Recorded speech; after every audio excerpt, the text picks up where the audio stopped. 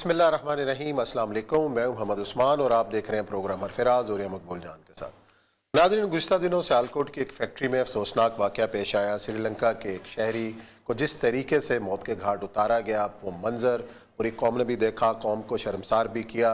और उसमें बाज़ लोग ऐसे थे कि जो उसको बचाने में पेश थे, वो पाकिस्तान का मुस्बत चेहरा बने। उनमें से एक मलिक अदनान, जिनको कौमी हीरो करार दिया जा रहा है, वज़ीर आज़म साहब ने उन्हें इस्लामाबाद भी तलब किया है। ये एक अच्छी मिसाल है, लेकिन ऐसे वाक़यात को कैसे रोका जा सकता है, कानून अगर मौजूद है उसका सही इस्तेमाल किस तरह किया जा सकता है, ये है आज का हमारा मौजू। साथ ही प्रोग्राम के अंदर जिक्र करेंगे बाबरी मस्जिद सानिया 6 दिसंबर 1992, उसके बाद का भारत कैसा है, उसके बाद भारत में जिस तरीके से शिद्दत पसंदी बढ़ी और अब वहाँ के मुसलमानों के ऊपर क्या गुजर रही है, किन हालात से गुजर रहे हैं बाबरी मस्जिद के बाद से, उसका करेंगे तज़किरा। बढ़ते हैं अपने पहले मौजू की जानिब। और यह साहब, सियालकोट वाक़या एक ऐसा वाक़या है कि जिसकी आज भी जो है वो पाकिस्तान के मीडिया के अंदर, सियासत के अंदर बात हो रही है। आला सतह पर इसका नोटिस लिया गया है और जिस तरीके से श्रीलंका की क़यादत ने भी इजहार किया और हमारी क़यादत ने भी उनसे जिस तरह यकजहती किया है, लेकिन इस किस्म का वाक़या होना और उसके बाद बहुत सारे सवाल उठाए गए इसके ऊपर कि पुलिस का ना पहुँचना, एक पूरे मॉब का जो रवैया रहा, और ये सारी चीज़ें हैं। और इससे पहले भी ऐसे वाक़यात होते रहे। आखिर हम हर बार सवाल उठाते हैं, हर बार हम जो है वो फिर इसका फिर जवाब तलाश करना शुरू कर देते हैं। आखिर की ये चीज़ें रुकने वाली हैं कि नहीं? रुकेगा कौन, किस तरह रुकेंगी? देखिए, रोकने में दो लोगों का किरदार बहुत ज़्यादा है। पहली बात तो यह है कि इसको संजीदा गुफ्तगू नहीं होती। हमारे यहाँ मीडिया का यही तकलीफ से बात है कि एक वक्त तूफान उठता है, कल इससे बड़ा वाक़या आ जाए तो भूल जाएंगे। इस वाक़े को रोका कैसे जाए, उसके ऊपर क्या हो, ये नहीं। पहली बात यह है कि दो बड़े ताकतें हैं जो इसको रोक सकती हैं। एक हुकूमत और दूसरे उलमाए कराम। दोनों के इकट्ठा रोकना पड़ेगा, वरना ये नहीं रुकता। उसकी बुनियादी वजह यह है कि उलमाए कराम ये समझते हैं कि जब ब्लास्फेमी कानून ज़ियाउल हक के ज़माने में जो आया है, ये हमारी बहुत बड़ी अचीवमेंट है। अगर इसको छेड़ा गया तो ये दोबारा ये कानून नहीं आ सकेगा। और हुकूमत ये समझती है कि इस कानून को हम किसी न किसी तरीके से साइड पर करके हम आलमी चेहरा अपना ठीक कर लें। ब्लास्फेमी कानून दुनिया पूरी में ज़रूरत के मुताबिक बनाए जाते हैं, हर जगह होते हैं। कोई मुल्क दुनिया में ऐसा नहीं है कि जहाँ ब्लास्फेमी ला ना हो। हॉलोकॉस्ट का जो कानून है वो यूरोप के अंदर अमन कायम करने के लिए आया था, बदअमनी कायम करने के लिए नहीं आया था। चाहिए, क्योंकि पूरा यूरोप जो था वैसे ही खिलाफ था यहूदियों के, जैसे आज हम तौहीन रसालत वाले आदमी के खिलाफ। यहूदियों को पकड़ो, पकड़ के जला दो, यहूदी को पकड़ो, इकट्ठा करो, उनकी हड्डियां जो हैं उनसे खाद बनाओ, क्या कुछ नहीं होता रहा। पूरा यूरोप खिलाफ ब्लास्फेमी, उनका हॉलोकॉस्ट पे गुफ्तगू कोई नहीं करेगा। और आप सकते हैं कि आज भी 15-15 साल की सजाएं होती हैं। कनाडा में अगर कोई करता है, जर्मन शहरी उसको पकड़ के लाते हैं, पहले वो वियना में 5 साल काटता है, फिर जर्मनी में काटता है। कानून किस लिए था कि इसको इम्प्लीमेंट किया जाए, कि बोले ही कोई ना इस सारे इशू के ऊपर। और उन्होंने उसको बाकायदा इम्प्लीमेंट कराया, अक्सरियत के ऊपर यह कानून नाफिज करके उन्होंने इम्प्लीमेंट कराया। और यहां पर मसला यह है कि हमने एक कानून बना लिया है और उस कानून के बारे में उलमा ये समझते हैं कि यह कानून चला गया तो नीयत हुकूमत की ठीक नहीं है। और हुकूमत कभी नेक नीति साथ आई नहीं कि आओ इसका प्रोसीजर लेवल तय करें। मतलब ये वाहिद कानून है तौहीन रसालत का जो सबसे बड़ा सेंसिटिव इशू है। वरना इस तरह के कत्ल रोज होते हैं। पूरा कराची जो है 15 साल भरा हुआ था कानून। मैं कोई अमेरिका में था तो मुझे किसी ने सवाल किया कि आपके यहाँ इस तरह का कत्ल गारत होते हैं। मैंने कहा दुनिया का कोई एक मुल्क बताओ कि जहां यूहन्नाबाद की तरह अक्सरियत के 2 मुसलमान लड़कों को ईसाइयों ने जिंदा जला दिया हो। कोई है मुल्क दुनिया में? नहीं है। इसका मतलब है हम रवादार लोग हैं, लेकिन हमें रवादार बनाया नहीं जाता। अच्छा, मुफ्ती मुनीबर रहमान साहब हैं, उलमा की आपने बात की, उनकी जिम्मेदारियों की बात की। मुफ्ती साहब ने ज्वाइन किया है, उनको खुशामदीद कहते हैं। अस्सलाम वालेकुम मुफ्ती मुनीबर रहमान साहब। वालेकुम अस्सलाम व रहमतुल्लाहि व बरकातहू। अच्छा मुफ्ती साहब, हम ये सियालकोट वाक़े के ऊपर बात कर रहे हैं कि कवानीन मौजूद हैं, फिर इस कवानीन के इस्तेमाल के हवाले से बात है उसमें। तो अभी औरिया साहब ने जिस तरह पॉइंट आउट किया कि उलमा और हुकूमत की जिम्मेदारी है कि वो मिलकर जो है वो काम करें, तो आप क्या समझते हैं कि ऐसे वाक़यात की रोकथाम के हवाले से, कानून पर अमलदारी के हवाले से क्या होना चाहिए? बिस्मिल्लाहिर्रहमानिर्रहीम। जैसा कि जनाब औरिया मकबूल जान साहब ने फरमाया اگر نیت صحیح ہو اور اس قانون کو محض نمائش کے لیے قانون کی کتاب میں درج نہیں کیا گیا تو پھر اس کی عملداری کو آسان اور قابل عمل بنایا جائے۔ آپ اگر تاریخ دیکھیں تو جنرل پرویز مشرف صاحب کے زمانے میں یہ قرار دیا گیا کہ توہین رسالت کے مسئلے میں ایف آئی آر اس وقت تک نہیں کاٹی جا سکے گی جب تک کہ ایس ایس پی لیول کا آفیسر مطمئن نہ ہو جائے۔ صحیح۔ تو میرا تمام انصاف پسند لوگوں سے سوال ہے کیا پاکستان میں ایک عام شہری کی ایس ایچ او تک بھی رسائی ہے کہ جائے کہ وہ ڈائریکٹ ایس ایس پی سے جا کے ملے اور اس کے سامنے صورتحال پیش کرے اور پھر اس کو مطمئن کرے اور پھر وہ ایف آئی آر درج کرنے کی اجازت دے۔ اس لیے آپ میڈیا کے لوگ ہیں، آپ سروے کر لیں، جب بھی ایف آئی آر کٹی ہے تو تب کٹی ہے کہ جب ایک موب نے تھانے پر چڑھائی کر دی اور پھر مجبوراً ایف آئی آر کاٹی گئی۔ میرے نزدیک اس مسئلے کا حل آسان ہے کہ ایف آئی آر کو آسان بنا دیا جائے۔ کسی کے خلاف کسی کو شکایت ہو وہ ایف آئی آر درج کرے تو جس پر الزام ہے وہ پولیس کی پروٹیکٹیو کسٹڈی میں چلا جائے گا اور اس کی جان محفوظ ہوگی۔ اس کے بعد میری تجویز یہ ہے کہ 2006 کے وومن پروٹیکشن ایکٹ کے بعد ہماری فیڈرل شریعت کورٹ کے پاس کوئی کام نہیں ہے جس کو میرے اس دعوے کو تسلیم کرنے پر اعتراض ہو تو وہ 2006 سے 2021 کا ریکارڈ دیکھ لیں۔ لہذا وہاں کمپیٹنٹ ججز رکھے جائیں کیونکہ نچلی سطح کے جج صاحبان بھی اس کا دباؤ برداشت نہیں کر سکتے۔ ان کے لیے ٹائم لیمٹ مقرر کر دی جائے اور پولیس کو پابند کیا جائے کہ وہ ہفتے میں اس کی تمام تر تحقیق و تفتیش کر کے وہاں چالان پیش کرے اور 2 ہفتے میں اس کا فیصلہ کر دیا جائے۔ اگر کوئی بے قصور ہے تو باعزت رہا ہو جائے گا، اگر قصوروار ہے تو اس کو سزا ملے گی۔ اب میری دوسری گزارش یہ ہے کہ جو ہمارے لبرل حضرات ہیں وہ صرف اس قانون کو ٹارگٹ کرتے ہیں کہ جی غلط الزامات لگائے جاتے ہیں، ذاتی انتقام کی بنیاد پر لگائے جاتے ہیں، الزام ثابت نہ ہو تو اس کو وہی سزا دی جائے۔ یہ جسٹس شوکت عزیز صدیقی صاحب نے بھی لکھا تھا تو میں نے اس پر باقاعدہ کالم لکھا تھا کہ جو شہادت کاذبہ ہے وہ الگ ہوتی ہے اور شہادت مردودہ یعنی ریجیکٹڈ بائی دا کورٹ وہ الگ ہوتی ہے۔ شہادت کاذبہ یا فالس ایویڈنس اسے کہا جائے گا کہ جس کے بارے میں قطعی شواہد کے ساتھ معلوم ہو جائے کہ کسی شخص نے منصوبہ بندی کے ساتھ جھوٹا الزام لگایا۔ مثلا اس نے کہا کہ میں نے آپ پارہ اسلام آباد میں فلاں شخص کو یہ کہتے ہوئے سنا اور 100% قطعی شہادت سے معلوم ہوا کہ اس دن وہ کراچی میں تھا تو یہ شہادت کاذبہ ہوگی۔ لیکن بعض اوقات ایسا ہوتا ہے کہ ایک شخص یا چند اشخاص ایک بات کو سنتے ہیں یا ایک ایونٹ کا مشاہدہ کرتے ہیں اور نہایت دیانتداری سے جا کر رپورٹ کرتے ہیں یا شہادت دیتے ہیں، اور آج کل وکلاء آپ جانتے ہیں کہ 100 طریقے سے ہیر پھیر کر سوالات کرتے ہیں۔ اگر اس کے نتیجے میں کہیں اس سے کوئی ایسی بات ہوئی تو کہیں گے یہ کنٹراڈکشن ہے، یہ شہادت تو غلط ہے۔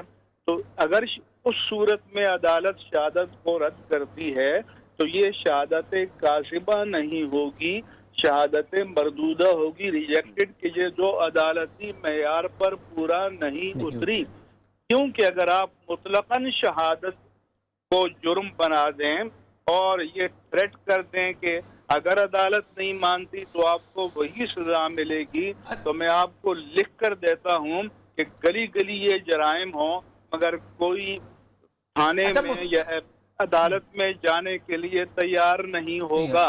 لیکن مفتی صاحب اس کیس کے اندر سیالکوٹ کی بات ہم کریں، اس کیس میں تو ایف آئی آر تک نوبت ہی نہیں آئی. اسی وقت انہوں نے اپنی ایف آئی آر درج کی، اپنا انصاف دے ڈالا یا جو بھی ہے. ایف آئی آر تو اس وقت ہوتی، کوئی تھانے جاتا، پولیس کاروائی کرتی، جو بھی ہے.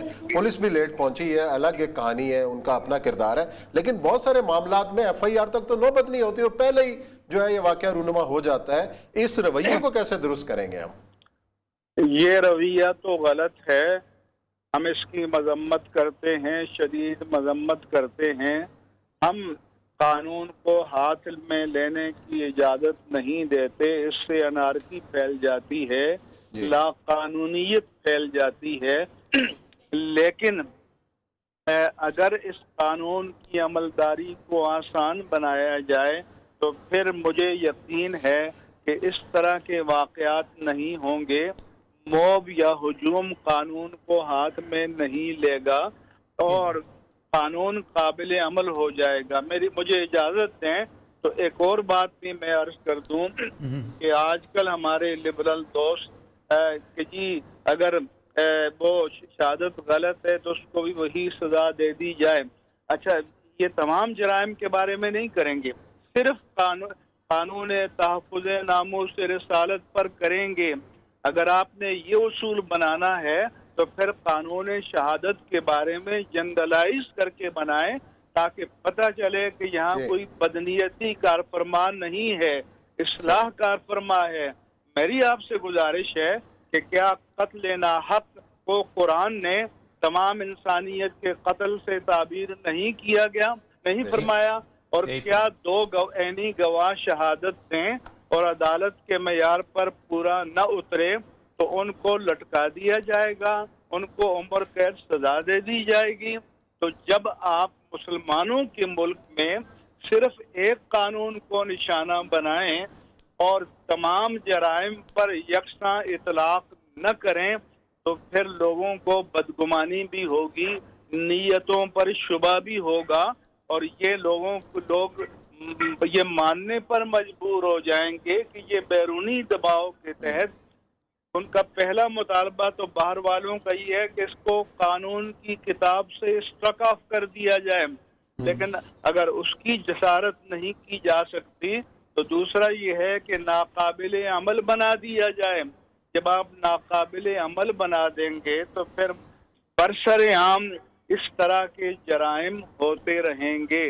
تو میرا جناب اوریہ مقبول جان سے اور جو بھی خدا ترس انصاف پسند میڈیا میں بیٹھے ہیں وہ آئیں، ہمارے ساتھ بیٹھیں، اس کے تمام پہلوؤں کو ڈسکس کریں اور جو چیز ملک کے مفاد میں، قوم کے مفاد میں، انسانیت کے مفاد میں، اسلام کے مفاد میں ہوگی ہم اس پر اتفاق کریں. بہت قابل عمل تجویز ہے مولانا آپ کی. مفتی صاحب بڑی بہترین قسم کی آپ تجویز دی. اب علماء اکرام کو آگے بڑھنا ہے اور جو ایسے طبقات ہیں ان کے ساتھ بیٹھیں اور قابل عمل ملائیں. یہاں بریک لیتے ہیں، بریک کے بعد آئیں گے، پروگرام کا سلسلہ جاری رہے.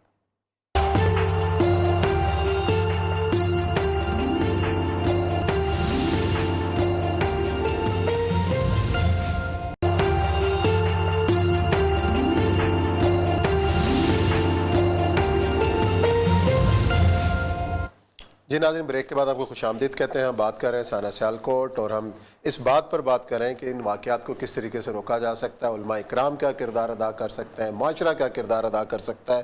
اب ہمیں جوائن کیا ہے مفتی تقی عثمانی صاحب نے اور جو کسی تعارف کے محتاج نہیں ہیں. اس سے پہلے مفتی منیب صاحب نے چند تجاویز دیں. مفتی صاحب کو خوش آمدید کہیں گے. السلام علیکم مفتی صاحب.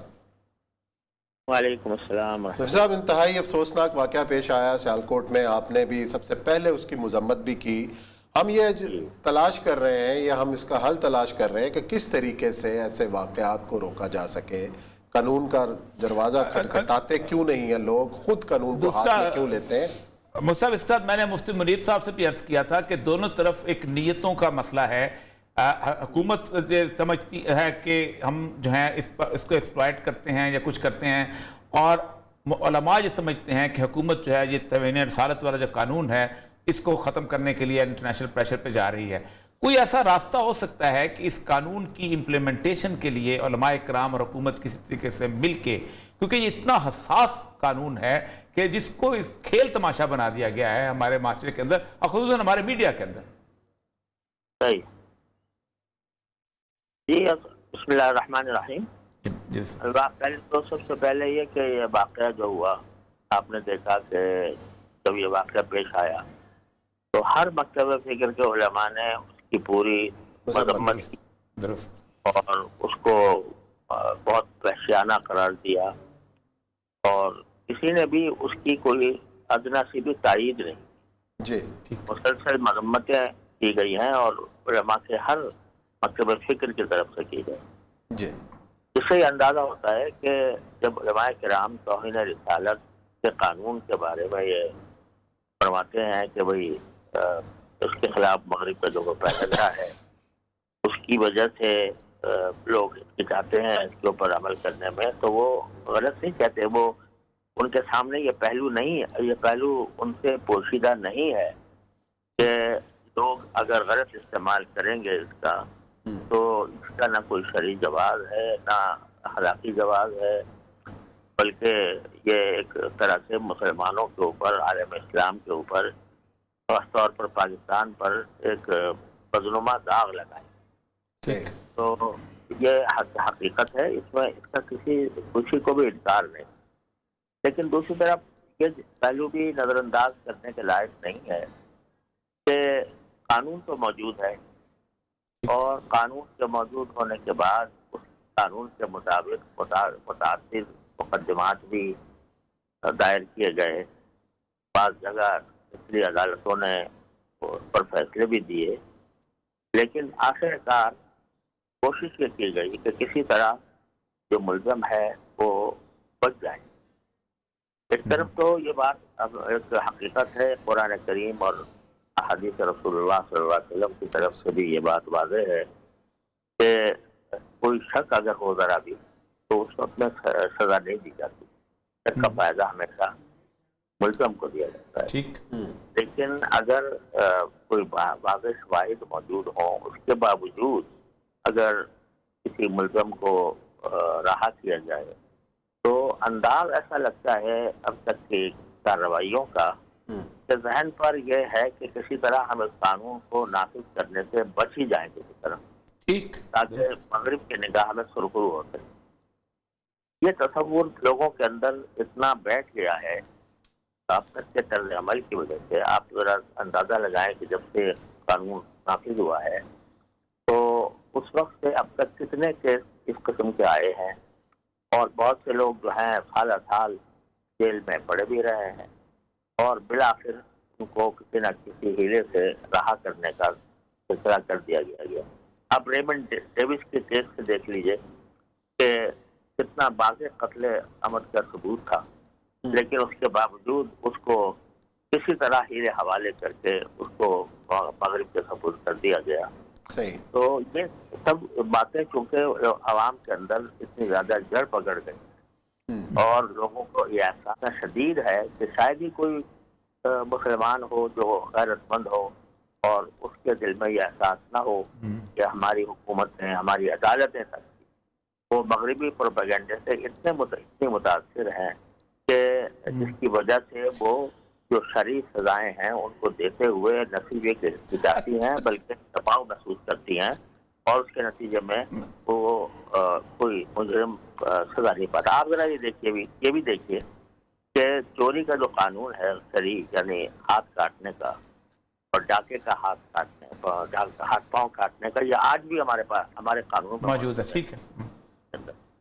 लेकिन जब से नाफिज हुआ है आज तक कोई किसी को ये सजा नहीं दी गई। वजह यह नहीं है कि कोई सजा का मुस्तहिक नहीं था या उसके ऊपर सबूत नहीं था। मैं चूंकि खुद जज रहा हूँ तो मैंने ये देखा है कि بہت سی عدالتوں میں یہ بات محسوس ہوئی کہ وہ باقاعدہ یعنی شعوری طور پر یہ کوشش کرتے رہے ہیں کہ یہ نافذ نہ ہو. ٹھیک. اگرچہ شریعت نے خود بہت شرائط کڑی مقرر کی ہیں، بہت سے مقدمات پر تو وہ کڑی شرائط بھی پوری نہیں ہوتی، لیکن اس میں کوئی بھی ہم بھی نہیں کہتے کہ بھئی اس کے اوپر یہ سزا نافذ کی جائے، کیونکہ جہاں شریعت نے کڑی سزائیں دی ہیں وہاں اس کی شرائط بھی بڑی سخت ہے. ٹھیک. اچھا مصعب قطع کلامی ہوتی ہے جی. ہیلو. اگر کچھ ایسا کیا جائے، تمام علماء کرام اور گورنمنٹ مل جائے کہ اتنا حساس مسئلہ ہے، تو جس طرح انسداد دہشت گردی کا ایک پورا قانون ہے، اس کا ایک پوری کی عدالتیں ہیں، 4 مطلب ہوتا یہ ہے کہ مطلب تزکیۃ الشہود پہ نہ پورا اترتا ہوا گواہ ہوتا ہے، ویسے ہی انویسٹیگیشن آفیسر ہوتے ہیں، ویسے ہی جج بھی ہمارے اللہ کے فضل سے بیٹھے ہوتے ہیں، وہی سنتے ہیں. تو چاروں جگہوں پہ علماء کی ہی عدالتیں قائم کر دی جائیں، اور اس کے بعد انویسٹیگیٹنگ آفیسر بھی، عملہ بھی علیحدہ ہو، خاص طور پہ صرف اس قانون کو جس طرح انسداد دہشت گردی کے قوانین ہیں 4 بڑی عدالتیں اگر بنا دی جائیں تو وہ زیادہ بہتر نہیں ہوگا؟ دیکھیے ہر جرم کے لیے الگ نظام بنانا تو بڑا مشکل ہے. کل کو کوئی یہی بات کسی اور جرم کے بارے میں عدالت بنا دی جائے. اصل مسئلہ یہ نہیں ہے کہ قانونوں کا مسئلہ نہیں ہے، ٹھیک ہے، عدالتوں کا بھی ہے، لیکن مسئلہ یہ ہے کہ ذہنیت کا ہے. مسئلہ ذہنیت کا ہے کہ آیا جو شعوری طور پر جو سزائیں قانون جن کا بنایا گیا ہے، شعوری طور پر ان کا دل منظور کرتا ہے یا نہیں کرتا. صحیح بات. اگر کرتا ہے تو پھر وہ ان کے عمل میں بھی ظاہر ہونا چاہیے. لیکن جو نظر آ رہا ہے مجھے کہ وہ یہ ہے کہ شرعی سزائیں بے شک نافذ اس معنی میں کر دی گئی ہے کہ قانون بنا دیا گیا ہے. الحمدللہ ہم قانون ہمارا اللہ کے فضل و کرم سے یعنی حدود کے معاملے میں اور خاص طور پر فوجداری قوانین کے معاملے میں اگر میں یہ کہوں تو غلط نہیں ہوگا کہ 99% اسلامی ہے.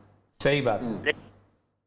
مسئلہ یہ ہے کہ ان کے ذہن میں یہ بات ہے. اب اگر دیکھیے کسی طرح اگر اس بات کا حکومت کی سطح پر اس بات کا اظہار ہو جائے کہ ہم اپنے قوانین کے نفاذ میں اور اپنے معاملات کو چلانے میں ہم کسی مغربی پروپیگنڈے سے یا مغربی دباؤ سے متاثر نہیں ہوں گے، تو یہ اگر ذہنیت کسی طرح پیدا کی جا سکتی ہو تو یہی اس کا فائدہ ہے. صحیح بات. وہی بات میں کہہ رہا ہوں. میں استاد دیکھیں نا جی کہ وہ قانون ہاتھ میں لینے کی کوشش نہ کرے اور وہ اس بات کو یہ سمجھے کہ ان کا فریضہ عوام کی حد تک یہ ہے کہ وہ اپنے جذبات کا بے شک اظہار کریں تقریر سے، تحریر سے، اور اگر کسی کے بارے میں واقعی یقین ہے تو اس کے بارے میں وہ مقدمہ بھی درج کرائیں. لیکن قانون ہاتھ میں لے کر خود ہی ملزم، خود ہی عدالت بن جانا، وہ قاضی بن جائیں، خود ہی جلاد بن جائیں اور ان کو لوگوں کو سزا دیتے پھریں، اس کا نہ کوئی شرعی جواز ہے نہ خاص. تو اس کا یہ ذہنیت عوام کے اندر پیدا کرنے کی ضرورت ہے. وہ اہل علم کو بھی چاہیے، علماء کرام اپنے درس میں، تدریس میں، اپنے خطبوں میں لوگوں کو اس سے آگاہ کریں کہ بھئی اس طرح ہاتھ میں لینا کسی طرح بھی جائز نہیں ہے. اور آپ کو چاہیے وہ آپ کا دیکھیں، ایک حدیث اصل میں غلط سمجھی جاتی ہے. حدیث میں آتا ہے کہ رسول کریم صلی اللہ علیہ وسلم نے فرمایا کہ اگر تم کوئی منکر دیکھے تو اس کو اگر استطاعت ہو تو ہاتھ سے روکے، اور اگر استطاعت نہیں ہے تو زبان سے روکے، اگر اس کی بھی نہیں ہے تو دل سے روکے. لیکن یہ تو ہاتھ سے روکنے کا معاملہ ہے، اس کا تعلق عوام سے نہیں ہے. ریاست سے خطاب جو ہے یہ اصحاب اقتدار سے، چاہے وہ اقتدار حکومت کا ہو یا کسی ادارے کا ہو. کوئی آدمی جہاں بھی اس کا حلقہ اقتدار ہے اس میں اس کا کام ہے کہ وہ ہاتھ سے روکے. وہ اگر فرض کرو ایک گھر ہے تو گھر کا جو فیملی قائب اقتدار ہے اس کا فرض ہے کہ وہ روکے اپنے گھر میں. اگر کسی ادارے کا سربراہ ہے تو اس کا حق ہے کہ اس کے اوپر فرض ہے کہ وہ اپنے ادارے کے اندر روکے. اور اگر پورا ملک کا سربراہ ہے تو اس کو پورے ملک کے اندر پیدا ہونے والی خرابیوں کو ہاتھ سے روکنے کا اس کا ذمہ واجب ہے. تو عوام کو یہ جانا چاہیے کہ ہاتھ سے روکنے والا معاملہ جو ہے اس کا تعلق اصحاب اقتدار سے ہے، خواہ وہ کسی بھی دائرے میں صاحب اقتدار. ٹھیک. تو یہ ہمارا بھی کام ہے کہ ہم لوگوں تک یہ پیغام پہنچائیں، اور علماء کرام کا بھی یہ کام ہے کہ وہ یہ پیغام پہنچائیں. اور دوسری طرف کسی طرح حکومت، اللہ تعالیٰ ہمارے ذہن ہمارے دلوں کے خاص طور سے جو حکومت میں بھی اور اپوزیشن میں بھی ایسے بہت سے افراد ہیں کہ جو در حقیقت مغرب کے ذہنی طور پر، معاف کیجیے گا میں لفظ ایسے استعمال کر رہا ہوں، لیکن حقیقت یہی ہے کہ وہ مغرب کے ذہنی غلام ہیں. لہٰذا اگر مغرب کی طرف سے کوئی پروپیگنڈا آتا ہے، مغرب کی دباؤ قبول کر لیتا ہے، ان کے ساتھ وہ اس کے پاس سوائے سر جھکانے کے اور کوئی راہ نہیں ہوتی. جی بہت شکریہ مفتی صاحب، بڑی تفصیل سے آپ نے صورتحال کا تجزیہ کیا. یہاں لیتے ہیں بریک کے بعد آئیں گے اور ذکر کریں گے بابری مسجد.